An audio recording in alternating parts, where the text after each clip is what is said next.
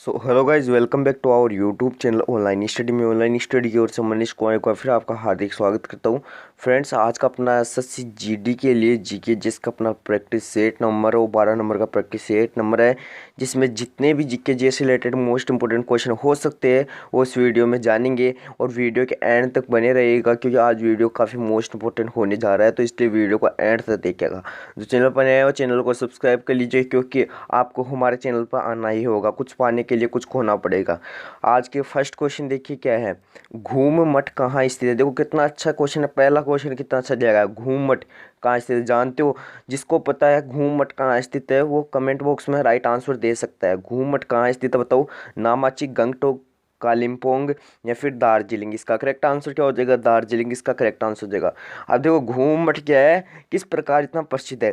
देखो दार्जिलिंग ऐसे नहीं होता है जहाँ चाय पैदा होती है, सबसे ज़्यादा चाय, मतलब दार्जिलिंग किसके कारण प्रसिद्ध है? चाय के कारण प्रसिद्ध है, इसलिए आप चाय के अंदाज से भी इसको पता लगा सकते हैं।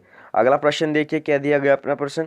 भारतीय संविधान में राज्य की नीति निर्देशक सिद्धांतों को किस संविधान से लिया गया था बताओ। क्वेश्चन है, काफ़ी अच्छा क्वेश्चन, टॉप लेवल का क्वेश्चन है, बताओ।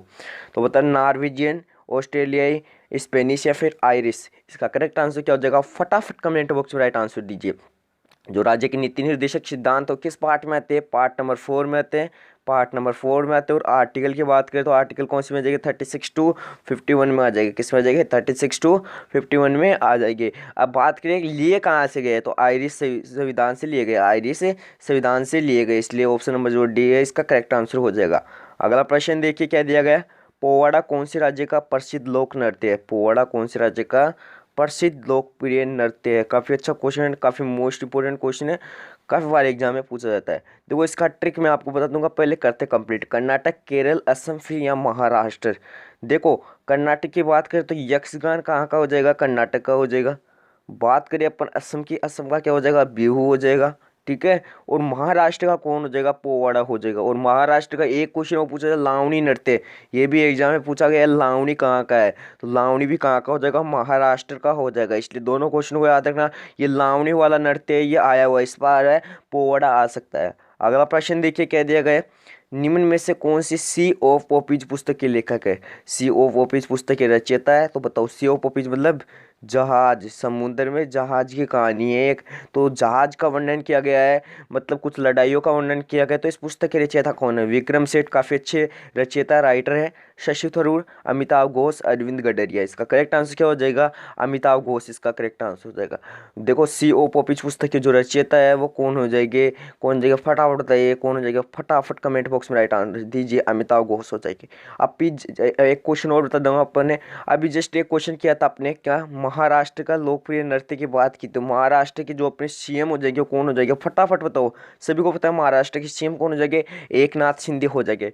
बात करें महाराष्ट्र का एरिया के हिसाब से, महाराष्ट्र का जो क्षेत्रफल के हिसाब से नंबर आता है राज्य में, कौन सा नंबर आता है? कौन सा नंबर आता है फटाफट बताइए। थर्ड नंबर आता है। फर्स्ट नंबर पे कौन आ जाएगा? राजस्थान आ जाएगा। एंड सेकंड नंबर पे कौन आ जाएगा? सेकंड नंबर पे आ जाएगा मध्य प्रदेश। कौन आ जाएगा? सेकंड नंबर पे कौन आता है? मध्य प्रदेश आ जाएगा। अगला प्रश्न देखिए, वो कहाँ स्थित है, मतलब हुमायूं की जो समाधि बनाई गई है वो कहाँ बनाई गई है बताओ। आगरा, दिल्ली, पाकिस्तान या फिर बिहार। इसका करेक्ट आंसर क्या हो जाएगा? सिकंदरा हो जाएगा, सिकंदरा हो जाएगा, ठीक है। सिकंदरा या फिर आगरा, या तो सिकंदरा दिया होगा या फिर आगरा दिया होगा। इसका करेक्ट आंसर क्या हो जाएगा? आगरा हो जाएगा। बात करें लाहौर में, लाहौर में किसकी समाधि है? लाहौर में हो जाएगी जहांगीर बाबा की। किसकी हो जाएगी? जहांगीर बाबा की समाधि हो जाएगी। बिहार में बात करें तो बिहार में किसकी हो जाएगी? शेर शाह सूरी की हो जाएगी। शेर शाह सूरी की क्या हो जाएगी? समाधि हो जाएगी वहाँ पे। और बात करें दिल्ली में, दिल्ली में किसकी है ये बताओ। अच्छा क्वेश्चन है, दिल्ली में किसकी है? सॉरी सॉरी सॉरी, मैंने अभी हुमायूं का मकबरा गलत बता दिया आपको। हुमायूं की आती है अपने, हुमायूं की दिल्ली में तो आएगी किसकी? हुमायूं की आ जाएगी। और आग सिकंदरा में किसकी आ जाएगी? अकबर की आ जाएगी, सॉरी अकबर की कहाँ आ जाएगी? कहाँ आ जाएगी फटाफट दो कमेंट बॉक्स में। आगरा सिकंदराबाद में आ जाएगी, ठीक है। तो इसको नोट करें, थोड़ा सा कंफ्यूज हो गया था मैं इसमें, क्योंकि मैंने थोड़ा ऑप्शंस देखे नहीं है और क्वेश्चन को थोड़ा समझा नहीं, ठीक है। हुमायूं का मकबरा कहाँ होगा अपना? दिल्ली में होगा। और अकबर का कहाँ होगा? आगरा या फिर सिकंदराबाद, ठीक है। तो याद रखो, क्वेश्चन है काफी अच्छा क्वेश्चन है, बट आपको थोड़ा सा घुमाया जा सकता है क्वेश्चन में, इसलिए क्वेश्चन को याद रखो। अगला प्रश्न देखिए, किस वर्ष भारत में पहली बार नागरिकता अधिनियम पारित किया गया बताओ। काफी अच्छा क्वेश्चन है, कौन से वर्ष नागरिकता अधिनियम जो है लाया गया था या फिर पारित किया गया था या फिर स्टार्टअप किया गया था बताओ। 1939, 1947, 1955 या फिर 1967? इसका करेक्ट आंसर फटाफट कमेंट बॉक्स में राइट आंसर दीजिए, फटाफट कमेंट बॉक्स में राइट आंसर दीजिए। 1955 इसका करेक्ट आंसर हो जाएगा। देखो, नागरिकता ग्रहण करने के लिए कितने प्रकार से ग्रहण की जा सकती है? 5 प्रकार से। एंड छोड़ना हो तो कितने तरीके से छोड़ सकते हैं? 3 तरीके से छोड़ सकते हैं। ये भी याद रखना, क्वेश्चन में पूछा जा सकता है आपको।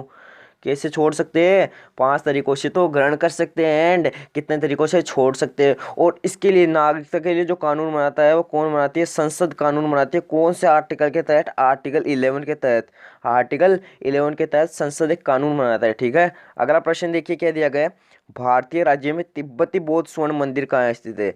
यदि आपको यहाँ पे स्वर्ण मंदिर दिया गया होता तो आप अमृतसर पंजाब लिख के आ जाते, और यदि आपको तिब्बती बौद्ध स्वर्ण मंदिर दिया जाता है और फिर आप अमृतसर पंजाब करते हो तो आपका एकदम क्वेश्चन जो है गलत हो जाएगा। फिर आप कहोगे सर हमने तो यही पढ़ा था, ये अलग कहाँ गया है, आ गया। तो इसका करेक्ट आंसर या तो जान लीजिए, जिसको आता है वो कमेंट बॉक्स में राइट आंसर दीजिए। तिब्बती बौद्ध स्वर्ण मंदिर वो कहाँ हो जाएगा? कर्नाटक, महाराष्ट्र, आंध्र प्रदेश या फिर बिहार? इसका करेक्ट आंसर कमेंट बॉक्स में राइट आंसर दीजिए। फटाफट कमेंट बॉक्स में राइट आंसर आना चाहिए, फटाफट फटाफट, टाइम नहीं लगना चाहिए, फटाफट आना चाहिए। राइट आंसर क्या होगा? तो क्या हो जाएगा इसका राइट आंसर? कर्नाटक इसका राइट आंसर हो जाएगा। कर्नाटक में क्या है? कर्नाटक का अभी लोकप्रिय नृत्य मैंने बताया था। फटाफट कमेंट बॉक्स में राइट आंसर दीजिए। यक्षगान या क्या हो जाएगा? लोकप्रिय नृत्य हो जाएगा। बात करें कि लोकसभा सीट की, लोकसभा सीट कितनी हो जाएगी? 28 हो जाएगी। कितनी हो जाएगी? 28 क्या हो जाएगी? यहाँ की लोकसभा सीट हो जाएगी, ठीक है। कितने हो जाएगी? लोकसभा सीट 28 हो जाएगी। अगला प्रश्न देखिए, निम्न में से किसने गांधी जी को राष्ट्रपिता का दर्जा दिया या राष्ट्रपिता कहकर पुकारा था? बताओ। डॉक्टर राजेंद्र प्रसाद, रविंद्रनाथ टैगोर, सुभाष चंद्र बोस या फिर नन? इसका करेक्ट आंसर क्या हो जाएगा? करेक्ट आंसर हो जाएगा अपना सुभाष चंद्र बोस, इसका करेक्ट आंसर आ जाएगा। सही उत्तर क्या हो जाएगा इसका? सुभाष चंद्र बोस इसका सही उत्तर हो जाएगा। क्यों कहा था और कब कहा था? देखो मैं बताता हूँ। 21 अक्टूबर 1943, 21 अक्टूबर 1943 में सुभाष चंद्र बोस ने भारत की अंतिम सरकार की घोषणा की थी। किसने? सुभाष चंद्र बोस ने भारत की अंतिम सरकार, भारत की अंतिम सरकार की घोषणा की थी। कहाँ की थी अंतिम सरकार की घोषणा? फटाफट बताओ, ये भी क्वेश्चन अच्छा बनता है। अंतिम सरकार की घोषणा की थी अपने सिंगापुर में। कि कहाँ की थी? सिंगापुर में क्या की थी? अंतिम सरकार की घोषणा की थी। तो उस टाइम पे इन्होंने गांधी जी को राष्ट्रपिता कहकर पुकारा था। क्या कहकर पुकारा था? राष्ट्रपिता कहकर पुकारा था। बात करते हैं, एक क्वेश्चन और बनता है, गांधी जी को महात्मा की जो है उपाधि किसने दी? महात्मा की जो है उपाधि किसने दी? बताओ। वो दी थी रविंद्रनाथ टैगोर ने दी थी, बट राष्ट्रपिता का दर्जा किसने दिया था? सुभाष चंद्र बोस ने दिया था। अगला प्रश्न देखिए क्या दिया गया। भारत में गोरीचेन चोटी कहाँ स्थित है? बताओ। अच्छा क्वेश्चन। गोरीचेन चोटी हिमाचल प्रदेश, उत्तर प्रदेश, मध्य प्रदेश या फिर अरुणाचल प्रदेश? गोरीचेन चोटी है वो अरुणाचल प्रदेश में, अरुणाचल प्रदेश में। बात करें अरुणाचल प्रदेश की, जो है राजधानी क्या हो जाएगी? कैपिटल ईटानगर हो जाएगी। क्या हो जाएगी? ईटानगर हो जाएगी, ठीक है। और यहाँ के सीएम की बात करें, सीएम की बात करें तो वेमा खांडू यहाँ के सीएम हो जाएंगे। वेमा खांडू यहाँ के सीएम हो जाएंगे। वेमा खांडू यहाँ के चीफ मिनिस्टर हो जाएंगे। लोकसभा सीट की बात करें यहाँ की, देखो लोकसभा सीट कितनी हो जाएगी? 2 हो जाएगी। एंड विधानसभा सीट है वो कितनी हो जाएगी? 60 हो जाएगी, ठीक है। और यहाँ का जो जनसंख्या घनत्व की बात करें वो सबसे कम है। जनसंख्या घनत्व वाला राज्य कौन सा हो जाएगा? अरुणाचल प्रदेश हो जाएगा, ठीक है। कितना हो जाएगा? 17 पर किलोमीटर स्क्वायर, 17 पर किलोमीटर स्क्वायर के हिसाब से, 17 पर किलोमीटर के स्क्वायर के हिसाब से। अगला प्रश्न देखिए, नालंदा विश्वविद्यालय की स्थापना किस राजवंश के काल में हुई थी? बताओ। अच्छा क्वेश्चन है काफी, मोस्ट इंपोर्टेंट क्वेश्चन है। यहाँ बोल सकते हैं नालंदा विश्वविद्यालय की स्थापना है वो किसने की थी? बताओ। तो नालंदा विश्वविद्यालय की स्थापना हुई थी अपने कुमार गुप्त के काल में। कुमार गुप्त ने की थी। कब की थी? 5वीं शताब्दी में, 5वीं शताब्दी में की थी, ठीक है। ये भी क्वेश्चन याद देखो, अच्छा क्वेश्चन है। किसने की थी? किसने की थी? कुमार गुप्त में, मतलब गुप्त वंश का शासक था। किसका शासक था? गुप्त वंश का शासक था। एक क्वेश्चन वो पूछा जाता है, विक्रमशिला विश्वविद्यालय, विक्रमशिला, विक्रमशिला विश्वविद्यालय उसकी स्थापना किसने की थी? ये भी बता दो फिर। विक्रमशिला कौन हो जाएगी? फटाफट बताओ। धर्मपाल हो जाएगा। पाल वंश का शासक धर्मपाल।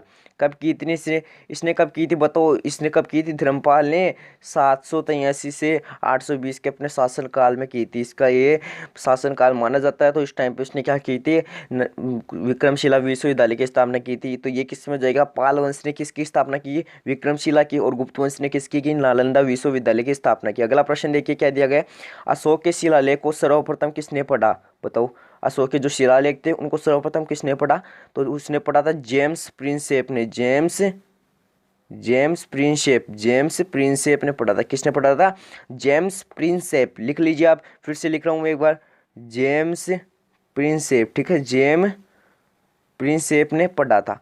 अगला प्रश्न देखिए क्या दिया गया। अगला प्रश्न देखो, महाभारत का फारसी में अनुवाद किसने किया था। तो महाभारत का जो फारसी में अनुवाद किया था उसका शीर्षक भी आपको पूछा जाता है, रजमनामा, रजमनामा, ठीक है। ये भी इसका जो है शीर्षक है, तो ये भी याद करो आप। और बात करें तो अनुवाद किसने किया था, बंदायूनी ने किया था, बंदायूनी ने किया था, ठीक है, बंदायूनी ने किया था, ठीक है। तो इसने महाभारत का फारसी में अनुवाद किया था। बात करें कैबिनेट मिशन का, अगला प्रश्न दिया गया आपको, कैबिनेट मिशन के अध्यक्ष व कैबिनेट मिशन की स्थापना वो किस टाइम पे हुई थी। तो स्थापना हुई थी 1946 में। एंड इसकी बात करें कि मतलब इसका जो उद्देश्य था, पर्पज था, वो क्या था, संवैधानिक सभा की स्थापना, संवैधानिक सभा की स्थापना था, पर्पज उद्देश्य था। एंड इसके अध्यक्ष की बात करें तो अध्यक्ष कौन हो जाएंगे, पैंथिक लॉरेंस हो जाएंगे, पैंथिक लॉरेंस इसके अध्यक्ष हो जाएंगे, पैंथिक लॉरेंस है वो इसके अध्यक्ष हो जाएंगे, ठीक है। ये क्वेश्चन अच्छा है, याद रखो इसको। अगला प्रश्न देखिए क्या दिया गया अपना। अगला प्रश्न देखिए प्रश्न नंबर 14, गदर पार्टी की स्थापना। बताओ गदर पार्टी की स्थापना कब हुई थी, 1913। एंड इसका हेडक्वार्टर कहाँ हो जाएगा, सैन फ्रांसिस्को, सैन फ्रांसिस्को, ठीक है, सैन फ्रांसिस्को में हो जाएगा। एंड बात करें इसके अध्यक्ष कौन थे, इसके चेयरमैन कौन थे, तो कौन हो जाएंगे, लाला हरदयाल व सोहन सिंह भाखड़ा इसके जो है क्या हो जाएंगे, नेतृत्व में करने वाले हो जाएंगे, या फिर कह देंगे अपन इसके अध्यक्ष थे। अगला प्रश्न देखिए, तिरंगा को राष्ट्रीय ध्वज कब घोषित किया गया है, तिरंगा को राष्ट्रीय ध्वज कब अपनाया गया, कब माना गया। तो देखो किसके द्वारा मनाया गया था, बताओ पहले तो ये बताओ किसके द्वारा कहा गया, पिंगनी वेंकैया के द्वारा बताया गया, पिंगनी वेंकैया के द्वारा बताया गया। कब बताया गया, 22 जुलाई 22 जुलाई 1947, 22 जुलाई 1947 को मनाया गया, ठीक है, 1947 को मनाया गया, ठीक है, 1947 को मनाया गया। अगला देखो, नीति आयोग के वर्तमान उपाध्यक्ष कौन हो जाएगी, सुमन बेरी हो जाएगी, सुमन बेरी, ठीक है। और पहले उपाध्यक्ष की बात करें, फर्स्ट उपाध्यक्ष की बात करें तो फर्स्ट कौन हो जाएंगे, फटाफट बताओ, अरविंद पंगड़िया, अरविंद पंगड़िया कौन हो जाएंगे, पहले उपाध्यक्ष कौन हो जाएंगे, फटाफट लिख लो, ये अच्छा क्वेश्चन है, अरविंद पंगड़िया हो जाएंगे। अगला प्रश्न देखिए, शेर शाह सूरी का मकबरा जस्ट अपन ने ऊपर पढ़ा, सासारामगढ़ बिहार में है। एंड अगला प्रश्न देखो, अल्लाह खां, जाकिर हुसैन व किशन महाराज का जो संबंध है वो किस वाद्य यंत्र से, बताओ, अच्छा क्वेश्चन है कि जो ये तीन दिए गए इनका संबंध किससे, तो आपको पता है जाकिर हुसैन का, तो आपको पता है किससे, तबला वादक से, तबला वादक, तबला वादक से। लेकिन ये दो तीन आपको नहीं पता है, तो इनका संबंध भी किससे हो जाएगा, तबला वादक से होगा। देखो एक क्वेश्चन से तीनों का पता चल गया ना आंसर। इसी प्रकार मैं बोल रहा हूँ, हमारी क्लास लो, आपको सब कुछ मतलब क्लियर हो जाएगा। कुछ पाने के लिए कुछ खोना पड़ेगा आपको, बिल्कुल बिल्कुल कुछ खोना पड़ेगा। अगला प्रश्न देखिए, अगला प्रश्न क्या दिया गया है, मोतीलाल नेहरू जी और CR दास ने 1923 ईस्वी में गठित पार्टी का नाम क्या था, मतलब इनके द्वारा एक पार्टी गठित की गई थी, तो उस पार्टी का नाम क्या था, बताओ, अच्छा क्वेश्चन है, बताओ क्या था क्वेश्चन। देखो असहयोग आंदोलन के बाद, असहयोग आंदोलन में सफलता मिल गई ना, उसके बाद 1923 में एक मतलब एक पार्टी का गठन किया जिसका नाम था स्वराज पार्टी, स्वराज पार्टी का गठन किया, ठीक है।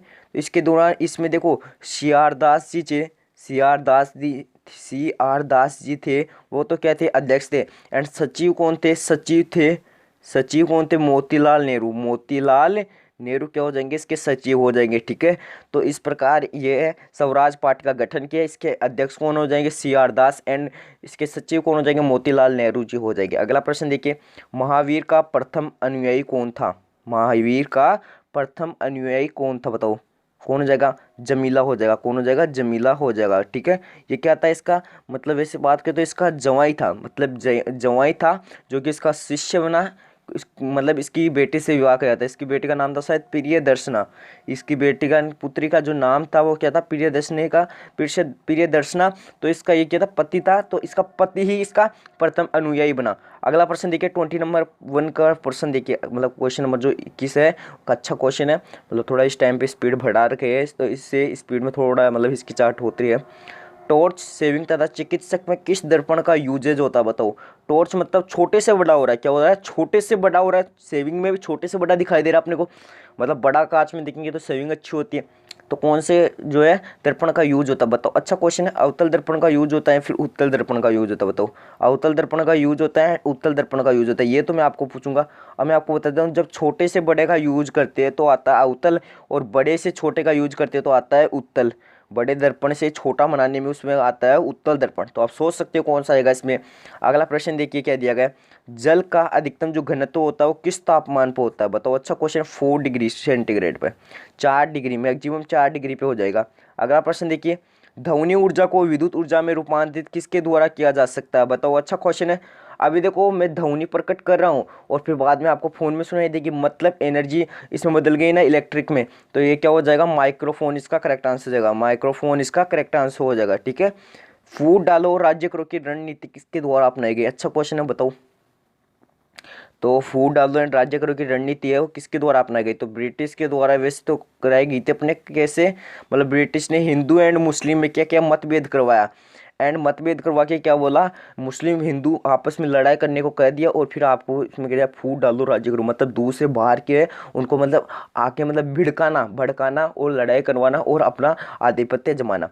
तो देखो ये किसके काल में हुई थी, पहले तो याद रखो लॉर्ड कर्जन के काल में, लॉर्ड कर्जन के काल में हुई थी। ठीक है, लॉर्ड कर्जन के काल में हुई थी। और लॉर्ड कर्जन का जो काल था वो कब तक का था, 1899 में 1905 तक। और इसी के कारण क्या हुआ था, 1905 में पार्टीशन ऑफ बंगाल, बंगाल का विभाजन भी इसी कारण हुआ था। अगला प्रश्न देखिए, अगला प्रश्न देखो क्या बोल रहा है, किस वेद में जादू टोना वह बीमारी का वर्णन किया गया, बताओ। अच्छा क्वेश्चन है, किस वेद में जादू टोना बीमारी और भी कुछ जैसे आते हैं जैसे बेईमानी वगैरह आ गया, तो किस वेद में, अथर्ववेद में, किस वेद में, अथर्ववेद में। बात करें सामवेद की, तो सामवेद में क्या आ जाएगा, संगीत से रिलेटेड आ जाएगा। एंड सूत्रों का वेद किसे कहा जाता है, सूत्रों का वेद, सूत्रों का वेद किसे कहा जाता है, सूत्रों का वेद किसे कहा जाता है, फटाफट बताओ किसे कहा जाता है, यजुर्वेद को कहा जाता है। ठीक है। अब एक क्वेश्चन आपको पूछा जाता है, एक क्वेश्चन आपको क्या पूछा जाता है, देखो वेद त्रयी किसे कहा जाता है, वेद त्रयी किसे कहा जाता है, वेद त्रयी में कौन आएंगे, 3 वेद आएंगे, यजुर्वेद को छोड़कर बाकी, सॉरी अथर्ववेद को छोड़कर बाकी के सभी वेद आ जाएंगे, अथर्ववेद को छोड़कर बाकी के जो तीनों वेद है वो वेद त्रयी में आते हैं। ये क्वेश्चन पूछा जाता है। अगला प्रश्न देखिए, एलोरा के प्रसिद्ध कृष्ण कैलाशनाथ मंदिर का निर्माण किसने करवाया, कैलाशनाथ मंदिर का, तो कैलाश से बनता है कृष्ण, कृष्ण प्रथम, कृष्ण प्रथम ने ही इसका निर्माण करवाया था। हाल ही में वीर बाल दिवस मनाया गया, लगभग पहली बार बनाया गया है वीर बाल दिवस। तो ये कब मनाया गया बताओ, तो ये बनाया गया था अपने 26 दिसंबर को अपने बनाया गया था। अगला प्रश्न देखिए, प्रश्न नहीं है, इतने ही क्वेश्चन थे, वीर बाल दिवस वाला टॉप लेवल का क्वेश्चन था आज का, तो इसको नोट करके रखना। एक क्वेश्चन आप लिख लो, समुद्र की गहराई है वो किससे नापी जाती है, तो फेदोमीटर से नापी जाती है, फेदोमीटर से नापी जाती है। एंड ऊंचाई किससे नापी जाती है, ऊंचाई नापी जाती है अल्टीमीटर से, ऊंचाई किससे नापी जाती है, अल्टीमीटर से नापी जाती है। तो इस प्रकार 27 से लेकर लगभग अपन 30 क्वेश्चन करवा दिए, लगभग मैंने बता दिया आपको ऐसा क्वेश्चन। तो देखो कम समय में क्वेश्चन ज़्यादा कैसे कर पाया अपन ने, ऑप्शंस न लेकर 10 क्वेश्चन तक ऑप्शंस लिए एंड फिर 17 क्वेश्चन में ऑप्शन लिए थे। तो आप इसमें विचार क्या है, विचार विमर्श किया, आपकी राय क्या है इस वीडियो के लिए, ऐसे क्वेश्चन के लिए आप अपनी राय जरूर प्रकट करें कमेंट बॉक्स में। तो आज का वीडियो कैसा लगा, क्लास कैसी लगी वो भी बताना, जिसको अच्छी लगी वो शेयर करें, एंड चैनल पर नए तो चैनल को सब्सक्राइब करें एंड वीडियो को लाइक करें। Thank you and thanks for watching my video.